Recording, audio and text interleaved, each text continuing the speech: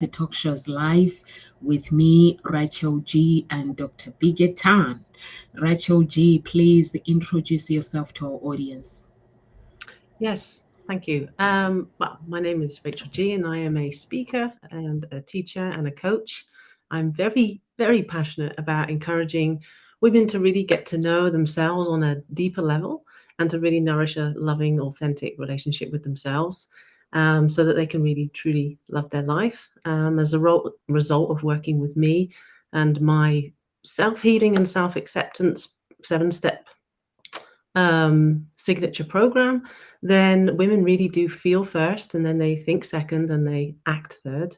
They develop unconditional self acceptance and they manifest more joy into their life. I work with women who are spiritually minded, creative, and who have or are going through and experience a painful transition with either a romantic relationship, a family connection, a career relationship, and they are ready to basically nourish and in a whole and emotionally balanced life that they love. And we do that through embracing all of their emotions, nurturing inner balance, and really aligning with their authentic expression. So that's a little bit about me and what I do. Over to you, Dr. Biget. Please introduce yourself to our audience. Thank you, Numsa, and I love that. Let me ask you, how how often do you look at the mirror and tell the persons that's on the other side of the mirror, I love you, I appreciate you, I care about you, and we'll share in just a moment on how doing that will make a difference and actually extremely critical for you in creating a result, not just in healing emotionally, but also in creating a result across, whether it is in your relationship, in your health, at your work, in your finances. So join us. I'm Dr. Burjit Tan, Grief Transformation Specialist, and here to help you upgrade your result and up level your life in a way that you love it very much. Thank you so much. Thank you so much, Dr. Biget. So, our topic today is the importance of nourishing a relationship with yourself. And Rachel, you chose this topic. So I'm just going to explain a little bit, and then Rachel will take over and explain why she chose this topic, because it might be something that she's passionate about. So when we think about a relationship, when someone says a relationship, the first thing that comes into your mind, it could be intimacy relationship, it could be family relationship, it could be relationship with your friends. You wouldn't think about basically relationship with yourself, and we easily basically neglect the relationship within ourselves, which is the most important relationship in order for us to love other people, to share intimacy, our love with our loved ones. We need to love ourselves first. So I'm gonna let Rachel explain to our audience about this topic. What was the passion behind the topic? Over to you, Rachel, please. Thank you. Well, for me, life is a relationship, and everything that we interact with is a relationship. Our relationship with ourself is really at the core, and it is the way that we feel that is really setting the tone for how we are going to interact and have a relationship with everything around us. And it's influencing the relationship we have with ourselves is influencing the way we think, the way we act, the way we communicate, the way we listen, and the way we love. And having that healthy relationship then with ourselves is really crucial to experience a good life. I know personally that having a relationship not with myself, how damaging that is. Um, Today, I can happily say that I am my greatest achievement.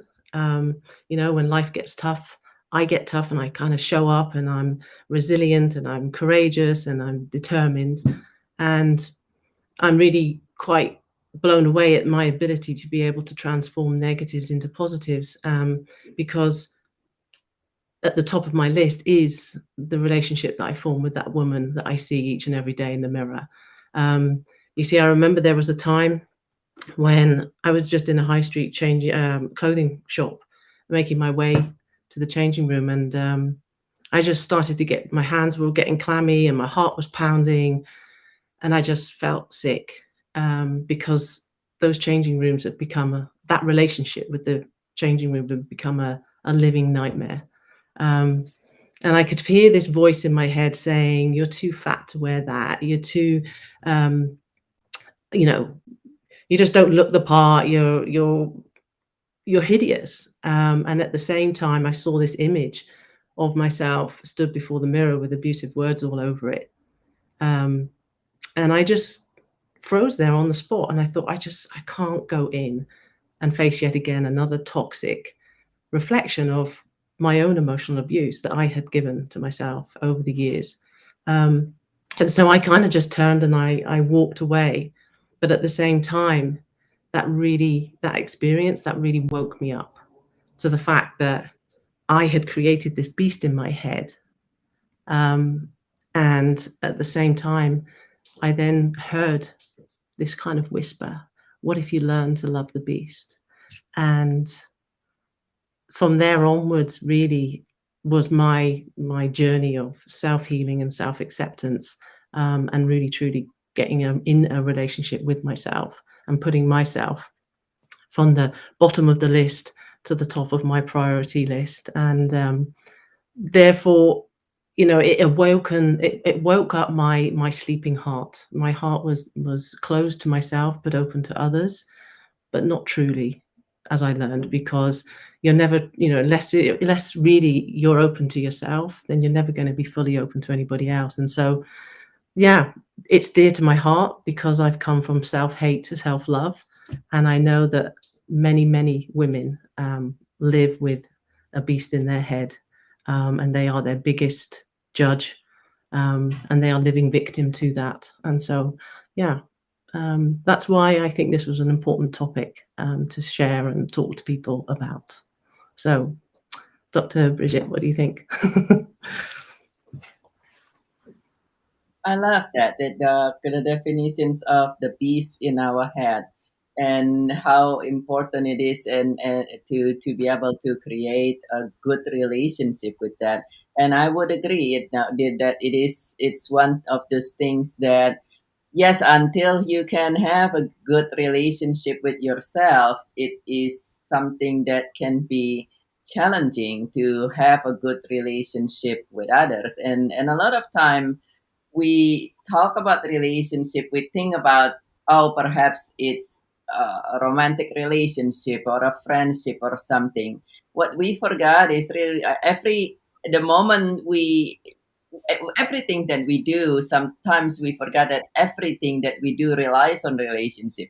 Even when you are doing business, for instance, then you have to create a relationship. And if you have a very harsh opinion about yourself, then when something else has happened, when an opportunity happened, when something that required you to be closer, and just a lot of people, I think, are into this. Well, yes, I kind of not liking myself, but I'm just gonna live with that. I'm just gonna tough it up.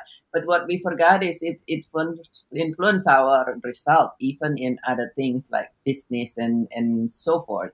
And so I would agree, it's very important to create a wonderful relationship that is something that will allow you to, regardless of what's the specific, it will allow you to flow more easily. Thank you so much. Thank you so much, Dr. Bigot and Rachel. I love the beast, confronting the beast, and learning to love the beast. The beast. I think that is an amazing thing that you can do for yourself. And um, I love, Rachel, when you explain that when you don't love yourself, you are damaging your life. And I love, Dr. Biggett, when you say everything that we do that involves our relationship, it relies the business, the friendship, or with our friends, with our family, relies on the relationship we have with ourselves. I love that because our lives can be ruined, like Dr. Biggett says. And I love when Rachel says she became the woman that she is today because of the choices that she made for herself to accept the woman, this amazing woman that is in front of us, that when she looked at herself, she never appreciated herself. And it took this long to actually accept that actually I'm going to love myself. And I think that's what we do. And that was your story, actually similar to mine. I used to spend like 2 hours or 2.5 hours actually getting ready. And I did nothing for personal development. I didn't do any meditation. I didn't pray unless until things started going wrong. And I looked at my life. I was the woman that would step outside. Make sure when I stepped outside, I didn't step in the mud, protecting the wardrobe, basically making sure that when everyone sees me stepping outside, getting in the car, they're like, wow. But inside, I was broken. I didn't do no meditation, nothing, until I realized actually what's on the inside of me is greater than what's on the outside. And I started having that relationship with myself, and I started loving myself, and I started accepting myself. And sometimes I go out with my friends, they behave the way they behave, and I'll start trying to fit in because I didn't know who I was. But I didn't drink. Thank God I did not fit in by trying to drink or by trying to smoke or trying to do the things that they do. I didn't do all those things. It's just like the way they dress, I want to do the same. The way they do things, I would like to do the same. The behavior, I would end up doing the same because I'm trying to fit in. And when you are trying to fit in with people, you get frustrated because it's not actually your character. You are living in someone else's character.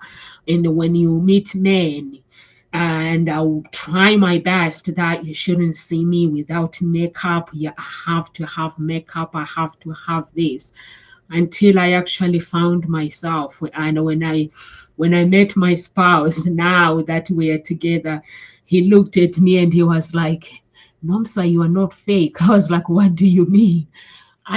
When I meet him, I just laugh because sometimes before I wouldn't express how I was feeling. I would just think, basically being judgmental of myself. Mm. And when I decided that I'm just gonna be me, and if it turns up I don't have makeup, I'll just walk with barefoot, pajamas in the morning. If it's in the morning, I'll walk with barefoot and open the man in the door and greet him with my smile, because he fell in love with this smile that I have. He fell in love with me, didn't fall in love with makeup. I actually divorced wearing makeup as well because I felt that I was hiding behind makeup. I stopped wearing makeup as well. I just wanted to be me. And I stopped getting ready for 2 hours. Now, 45 minutes. I'm ready because I have a bath every single day. I shower single day, so I'm clean. So all I do is I make sure that I love clothes. So that is left. But anything else, I just love myself. I spend time meditating. I spend time praying. I spend time with God, basically. And I spend time loving myself and loving the people around me. And I'm sure, Dr. Biggett, you've realized that at Nkosi talk shows, basically, I basically let people be. I've learned that the hard way. Instead of trying to control, I've learned to let go and let people be, let people become who they want to become. And that is tough. And I know, Rachel, you've done a lot of work. You can explain to our audience. And Dr. Biggett, you both done lots of work for yourself within. and self-love. You've done so much. So what I would like you guys to explain to our audience, how does it feel to actually confront that beast? What steps can you actually take?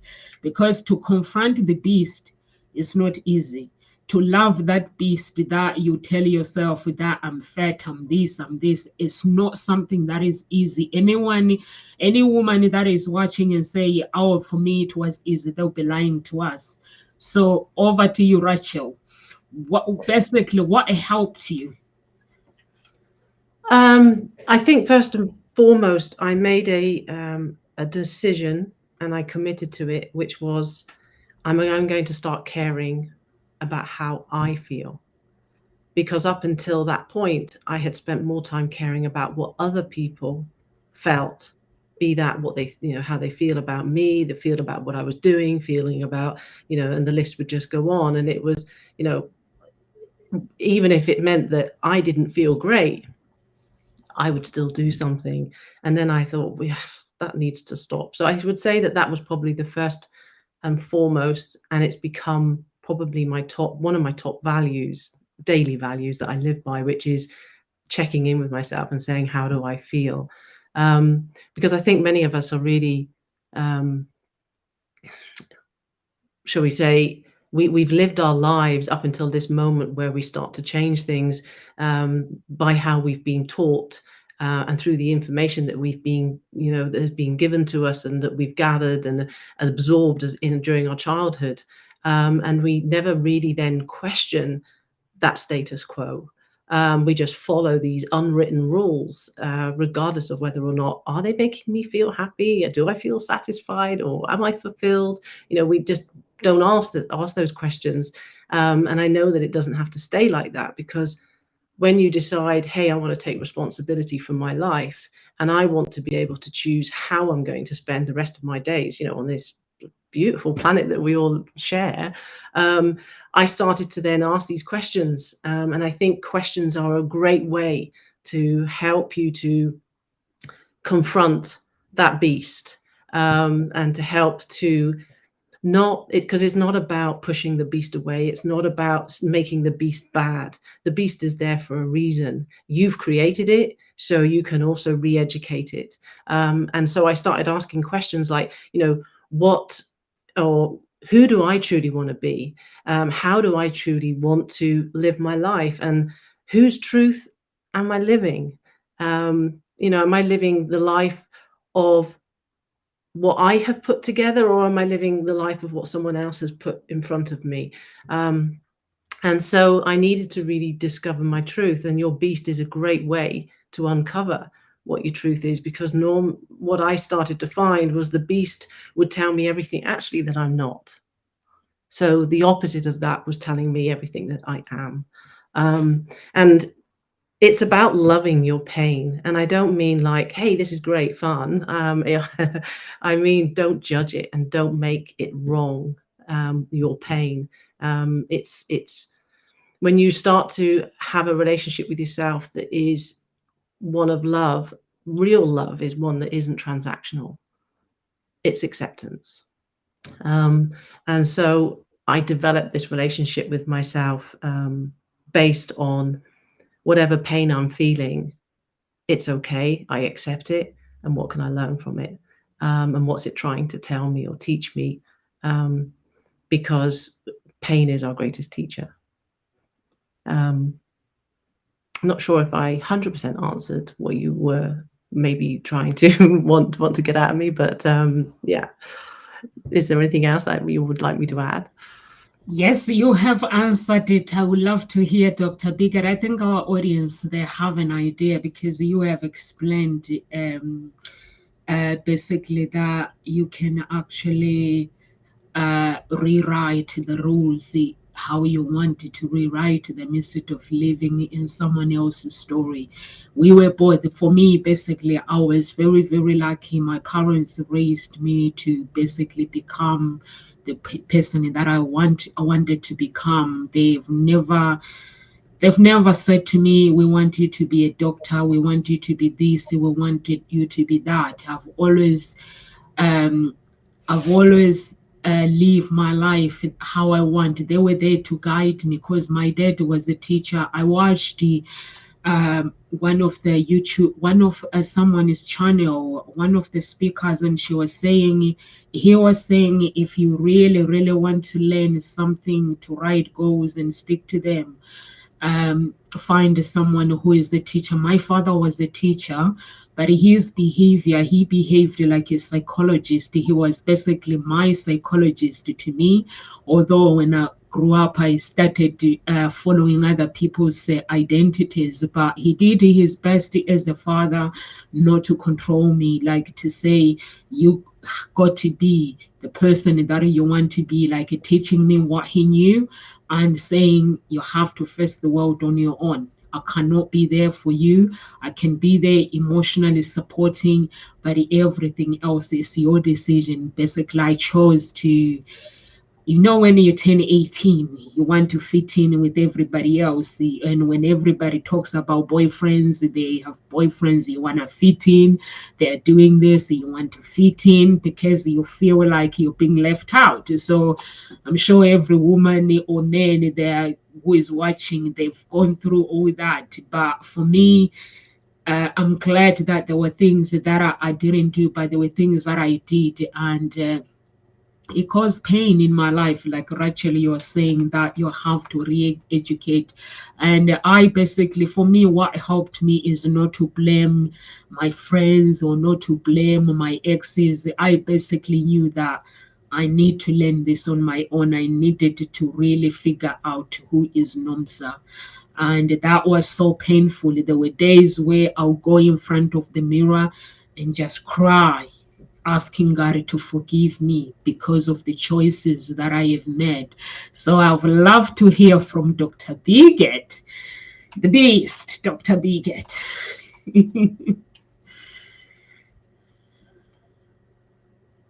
Thank you, Numsat. So for me personally, it was be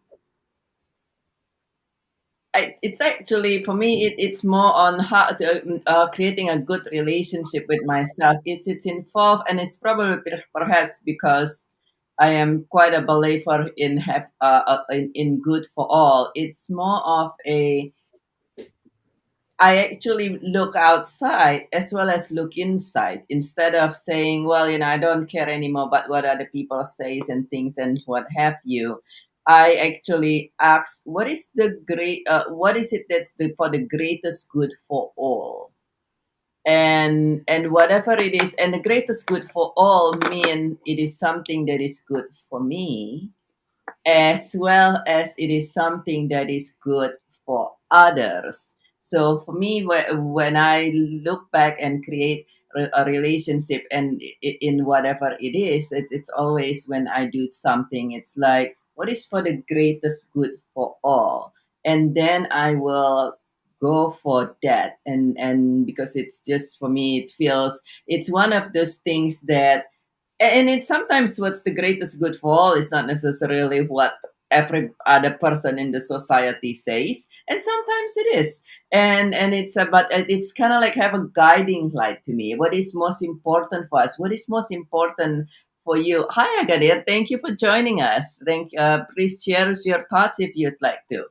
But it's kind of like, what is your most important, what are your highest core value, is how I actually learn to create a relationship, because the highest core value is what's deep in you. And so knowing to have a guiding light, so to say, like a north star, what are some of my highest core value? And from there also I discover about that it's very important for me to have to be of service, to be have greater good for all, and use that, and actually it's embrace where it need to be embraced, to bring forth what need to be bring forth, as well as to adjust and adapt certain things that's not necessarily serving. And because there are sometimes what we so called bees in us, sometimes it's actually saying, an opportunity. If it's like, oh, well, you two, for my examples in the past, I used to be a 10 out of 10 introvert, a severe introvert, and it says this and that. And then looking back, and I said, you know what? You're right. If I am this way and that way, that will be for the greatest good for all, for even better good for all. And so I said, you know what? Yes, I'm going to change in this aspect. And some other times it is, well, it's just being judgmental and it's just being harsh because of listening to every other thing that is not serving me and not serving the greatest good of all. And so I would say for me it is to discover where is it that I want to go? Where is it that I want to go? And then allow the rest to come with that, and then to allow myself to actually to I actually don't call it the beast. It's basically the inside, the child in us that sometimes has been very wounded, and so that create that is scared. The child in us that's very scared. The child in us that might have had an experience, and so to me it is to embrace that and give it as much love as possible,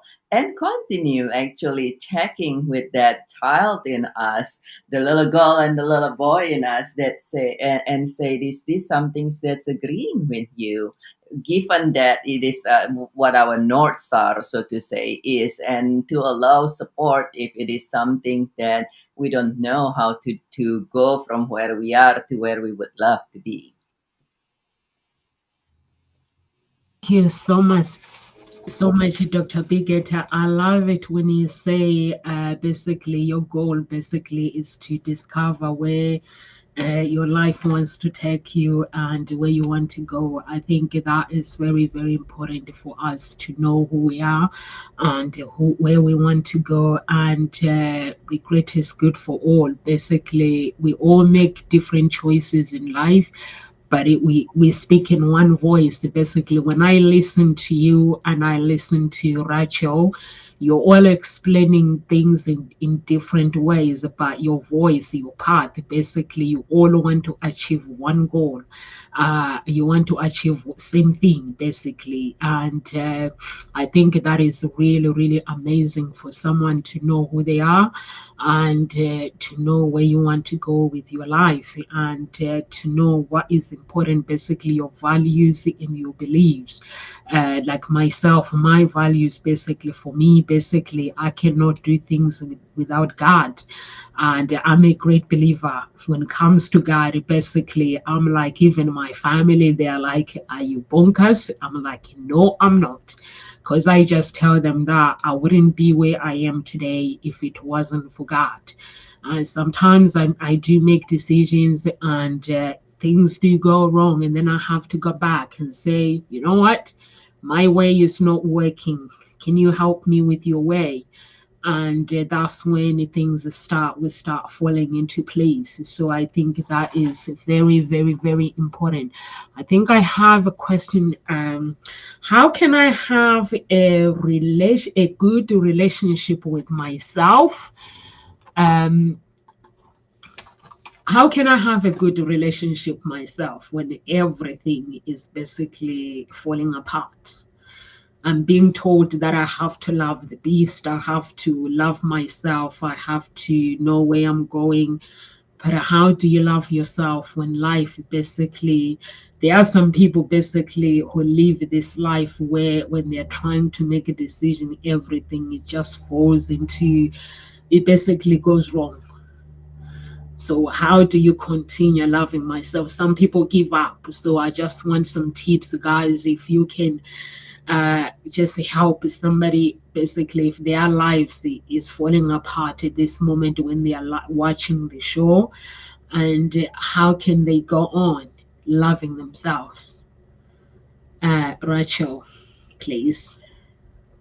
Well, I think first and foremost, and it was one of my rules, like my own little personal rules, was that I'm innately valuable because I'm human. And I think to reinforce and tell yourself, I am valuable no matter what. It's my birthright. I've been born. I've been given a life. Therefore, I am valuable. And I think for me also one of the biggest things that helped me was I exchanged the disregarding or ignoring or repressing for compassion. Having compassion for yourself, which means that you are with yourself just like you would be with a friend when you are going through some form of pain, some form of suffering, just to be with yourself compassionately, and to really just say to yourself, I'm not going to continue to criticize and judge myself, because criticism is, it's a poison. And it's harmful to us and our psyche. And the other one is to be, instead of being the bully to yourself, is to be your champion, is to be that, the one who's cheering you on, no matter what. And I think also curiosity, to actually approach everything that happens that's going on in your life with curiosity. That part of me that became curious is a part of me that I am so happy that I have. And I've just realized my battery is just about to die. One moment. That wasn't very good planning. Okay. This curiosity part of me, she has helped me through all of my life adversities and my challenges, because that gave me the chance to look at things differently, to see through a different lens, to give myself a different kind of support, because curiosity makes you want to widen the lens. And I think to be intentional with everything. So when you wake up in the morning and you've got that first, it's all just started, is, okay, wait a minute, is this really how I want to continue my day? The sooner you can grab hold of, the thoughts that are going to start to make you feel in a certain way, the sooner you are aware of that and can grab hold of it and go, wait a minute, let's press pause, and then be intentional with, how do I want to feel today? And then choose what thoughts are going to help you to feel that way, I think is really important. And consistency, to show up for yourself every day, even when you're having a bad day. You're entitled to have a bad day. We're human beings. It's part and parcel, because if you don't have a bad day, you're not going to know what a good day is. And so, accept that whatever you're feeling is okay, and keep reminding yourself that there is no wrong feeling. Every feeling you can honor, because it's there for a reason. It's there to give you an experience. And yes, sometimes it's uncomfortable. Sometimes it's maybe not an experience that you particularly would have gone and chosen, but without you experiencing that, then you don't know when you're gonna, the opposite of that. So we have to be grateful for every emotion that shows up in our life, because it's giving us the opportunity to experience the wholeness of life, not just one perspective of it. So so it's be intentional, be curious, exchange judgment for compassion, and be your supporter, be your champion, be your best friend, not your enemy and your bully. Those are some of my points. What about you, Dr. Birgit? And sorry if I pronounce your name incorrectly. Oh, that's perfectly fine. Thank you so much. I love that. I love the question, Numsa. Like, well, if your life is falling apart, then how could you have a good relationship with yourself? And being a grief coach, that's something that's very commonly to happen in one way or another. People who come to me as a grief coach feel that either their whole life's falling apart or there is a part of their life that's falling apart. Otherwise, you're not grieving. And so I would say for if your life's falling apart and you, how do you not hate yourself and so forth? The first thing I would say is to actually to allow, to acknowledge and allow. So what if you hate yourself? It's okay that you hate yourself. So many times people who are grieving are told you need to be this way, you need to be that way, you need to be strong, you need to be kind. Feelings are just feelings. Feelings are every feelings are valid, and every feelings are different and differs from time to times. I tend to say is look at your fingerprints, and if you look at your finger closely, you see that every finger has a slightly different prints, and that's how your feelings are. And when they different from every individual, and moment to moment your feelings might be different. So if you do wake up in the morning and your life is nowhere that where you would love to be, and you feel that you hate yourself, first of all, Dr. Viktor Frankl, in his book Man's Search for Meaning, says an abnormal behavior and an abnormal circumstance is normal. And so just know that it might just be normal for you to hate yourself at that moment. And instead of saying, okay, I got to be strong, I got to be this, I would say, acknowledge that. And you know what? Big, giant hug for you. Whatever that you're feeling, it's okay. It's okay that you hate yourself at that moment if your life's falling apart. It's okay that you feel that you are no good.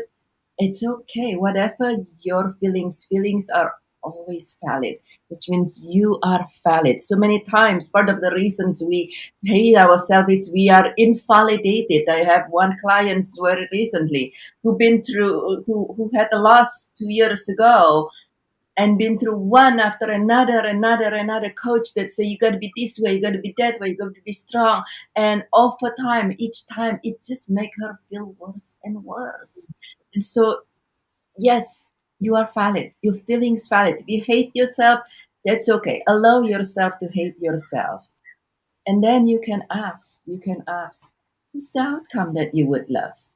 What is the outcome that you would really, really love from that moment? It's not even a big outcome or what have you, but from the moment, what is it that you would really, really love? And if the outcome that you would really love is, I just want to feel this way for the moment and I don't want to be bothered, then it's okay. You are valid and you are lovable. In whichever way that you are lovable, whether you are there hating yourself or whether you are doing something very triumphant that is for society triumphant might not be for you at the moment. So whichever way, it's okay. If you are facing a tough time, it just be you, whatever it is. And then they keep asking, what is the outcome that you would love? And if the outcome is to say, well, actually, I don't want to feel this way, then by all means, then we ask what's one little step that we can think that we can do. And sometimes it's perhaps shift in our thinking, perhaps it's reaching out to somebody who actually understand you and allow you to be you, but also allow you to create the outcome you want. Perhaps it's checking back and asking, so really, what is that my North Star there? What is that why I say what really, really love? And then take the actions toward that as much as you can. And sometimes it's some you cannot take actions at the moment if you're facing tough times and everything's already falling apart anyway. And that's the reasons you're feeling crummy. But I would say for me, it is to acknowledge and to allow, and then to ask and to choose and look at all those with kindness and allow yourself to forgive yourself all the things that you perceive that you have done incorrectly, and to forgive everything else is that's going on, and to forgive you the past, the present, and the future. Now, forgiveness is kind of like the F word of personal developments nowadays. Like nobody want to forgive, and there is so many different things about forgiveness, but to forgive, the true definition really is to forgive. The true definitions for grief specialists is actually literally just to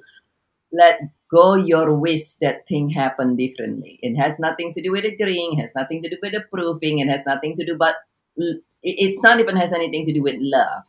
It just let go of your wish that things happen differently such that you'll be able to go toward the direction that the outcome that you want. But if you having a tough time, just know you have been very strong, you've been very brave, and you are absolutely valid, and much love and big hug to you if that feels something that suits you.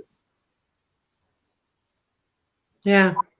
Thank you so much. Thank you so much, Dr. Biget. I love you guys that you basically, Rachel says, when your life is falling apart, no matter what is going on, is have compassion within yourself and refuse to criticize yourself or to judge yourself. Show up for yourself.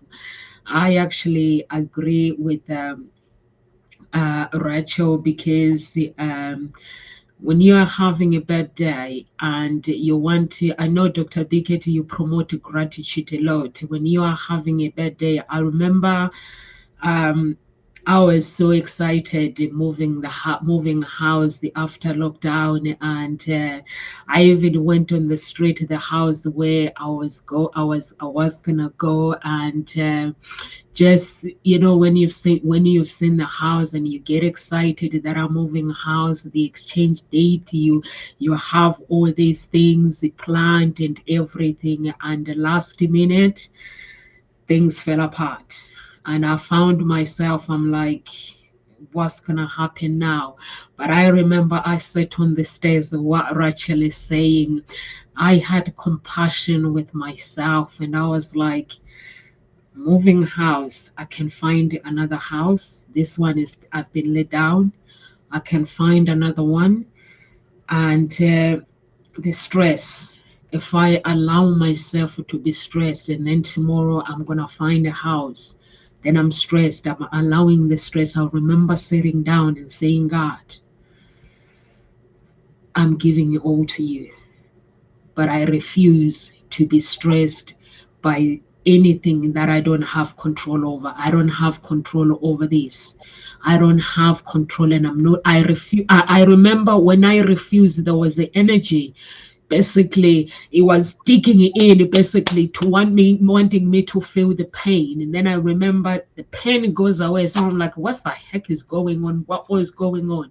So I was like, okay, when Bob Potter speaks, he always say you can actually choose to respond in life. So I'm like, so I can actually choose how I'm responding right now. So I remember basically choosing to respond that whatever will be, will be. And I remember choosing to say, you know what, I don't need to feel ashamed. I don't need to worry about anything. And I was like, I have a family, that I have a home. And I remember uh, telling people that, you know what, if you want to move into the house, we've just been let down, you can move into the house. And I said to my father-in-law, can we move in with you and my spouse, because you are having a laugh, because you want us to go and live with my dad. And I was like, what is wrong with living with your dad? And he was like, there's no space. Can you look at this house? You want us to go and live with my dad? I was like, yeah, we can do it. And the kids, basically, I was on my own. The kids were siding with their father, and they were like, we don't agree to this. I was like, give me an idea, guys, that is gonna work. Or the idea is we start those people that need to move in here, they start getting messed up. Everybody gets messed up. So if we have a choice, and I was like, okay, let's take things to the storage. He saw my idea, or like is a better idea. Take things to the storage, and then we go. And we ended up staying there for 6 months. It was something that we didn't ask for, but I continued. The love that I have for myself, and the love that I have for my family, and the love that I have for God kept me going. And I didn't. I'll listen. I'll go on Instagram and see Dr. Biget's post, because every morning you post things. What are you grateful of? I think you realize that every time when I respond, it was, I'm grateful for my life. And that's what was keeping me going, that I have to be grateful for my life. Because if I'm complaining, if I'm judging my life, and God will say, Nomsa, I'm there for you. I'm holding your hand, but you're not being grateful. So those were the things that I was basically, that kept me going. And Dr. Bigger, you talk about forgiveness and allowing yourself to feel the pain. And for me, basically, I refused to feel the pain. I was like, what kind of pain do I need to feel? If I feel the pain, I spend 3 years, 2 years asking God to forgive me for the pain that I've carried for 20 years. And now I have to be all about me just because of the house. I look at myself, I was like, I have good health. And somebody's being told something else every single day about their health. So I refused. Basically, I was like, pain, I would just shout and say, get out. I basically refused. So I refused to feel the pain when my life was falling apart. And in that moment, it made me realize that money cannot buy life. Money cannot buy love. Money is the energy that can help us to live each and every single day. But there are times where when you have the money, it cannot basically give you what you want. Because I had the money, and somebody telling me that, no, I changed my mind with my house. And I was like, oh my God. So I've learned so much. And loving yourself and showing up. I kept showing up, and thank you, Rachel, for that.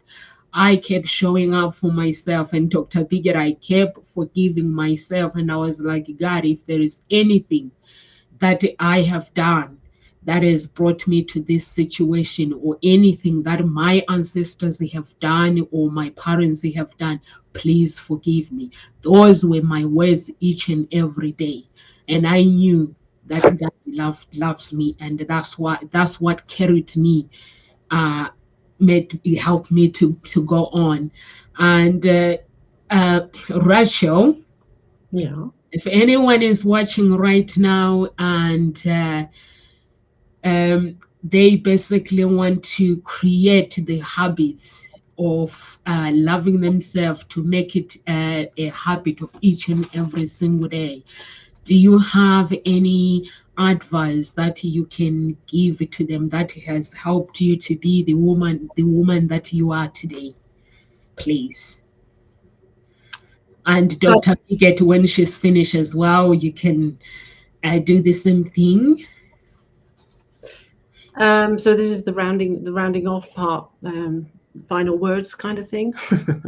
um, yeah, I think, like, to give the reassurance that it's not actually until we're lost that we really can begin to find ourselves. So, bear that in mind, that's the positive side of feeling like everything is just tumbling down, and life is not going according to what you'd hoped, and you're feeling disconnected. That's a great sign.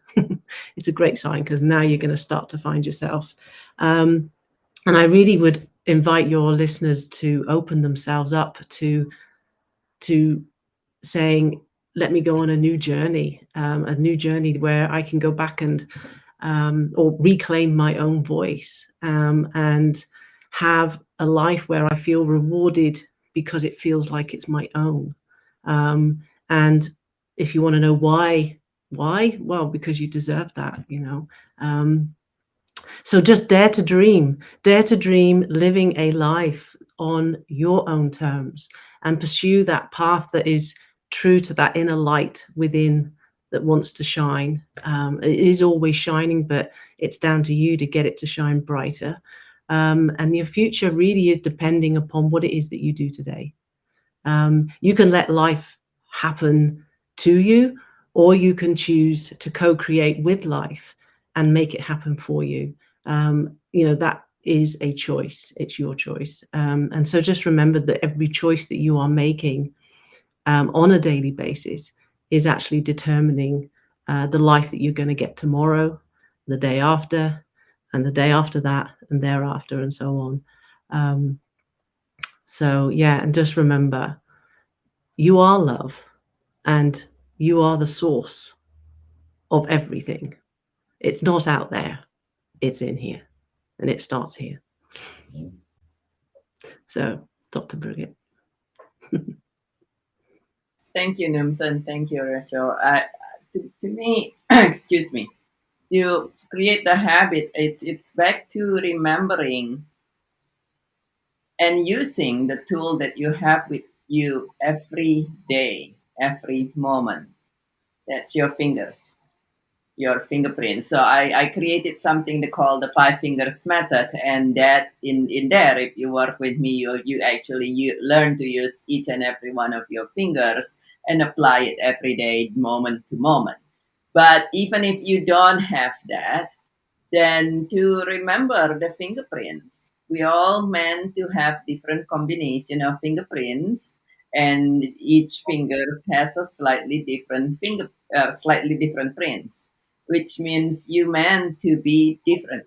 You're not meant to be like your mother, your neighbor, your significant other, whomever, whatsoever, whether you are facing a tough times or whether you are in a state that you said, I want to be able to create my life or love myself or what have you. Just remember that you everyone's different, and not only that's translated to two things. One, yes, it's is something that you meant to be different, but also it means everybody has different opinion.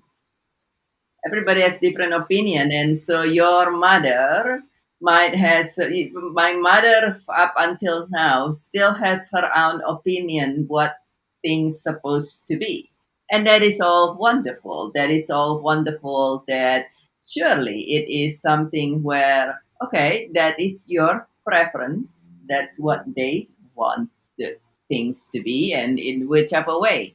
And and on the other hand, what is your opinion? So it's actually remembering that everyone's different, so you meant to be different. You meant to look different than the model that's on the magazine and you meant to look different, to think differently than somebody else in Harvard Business whatsoever magazine if you run a business.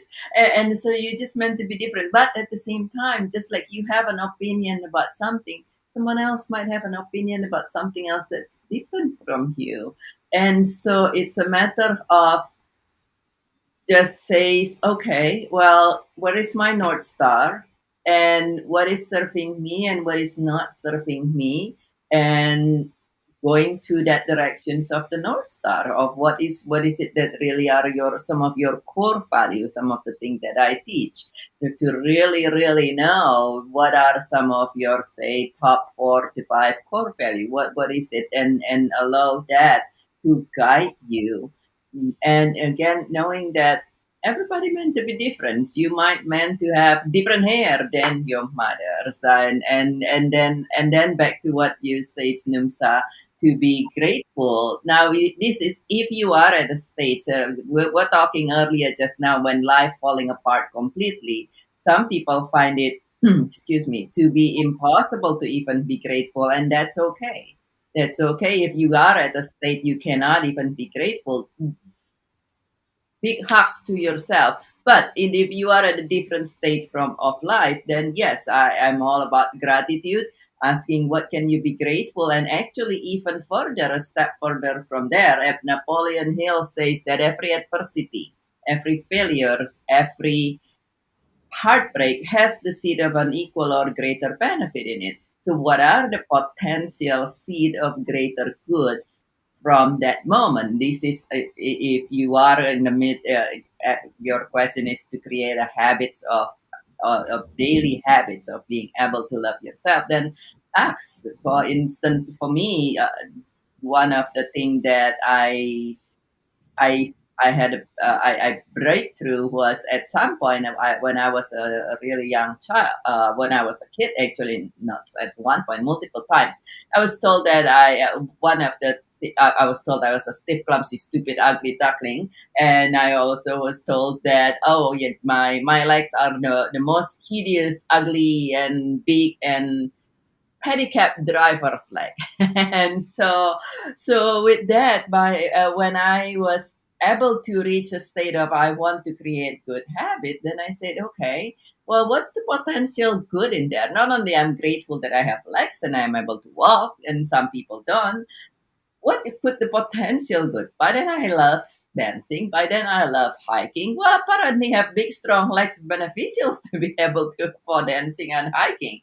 And so that is one of those example. But if you are at the state where you actually kind of have your feet on the ground already, not deep in the ditch, then yes, of course, then by all means, to remember that everyone's meant to be different, including their opinions, and what can you be grateful for, and what potential good of whatever that you are, even all the voices, what are the potential good for from that?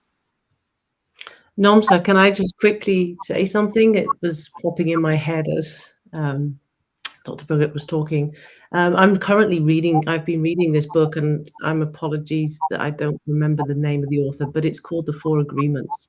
I don't know if you've heard of it, but that was like, if you can take these four agreements as a habit, I think that this can be really beneficial. And the first one is be impeccable with your word.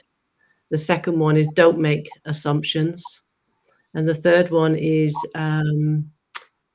don't take things personally. And the fourth one is just do your best.